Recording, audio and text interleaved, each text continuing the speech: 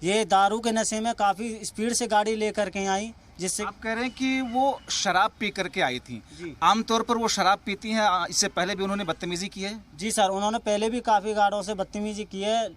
यही सुनने में सर मेरे भी आया था, आज बोला गया था कि हाँ हमारे साथ भी उन्होंने किया है, लेकिन उस समय कोई ऐसी कार्रवाई नहीं हुई थी। फिर कल क्या हुआ? हाँ, मारपीट नहीं की थी, लेकिन उन्होंने सर मेरे साथ मारपीट की है, मेरी बेइज्जती की है। भरे समाज में मुझे क्या था, उन्होंने गेट खोलने के लिए कहा? नहीं सर, एंट्री छोड़ करके तुरंत मैडम के लिए गेट खोलने भी गया।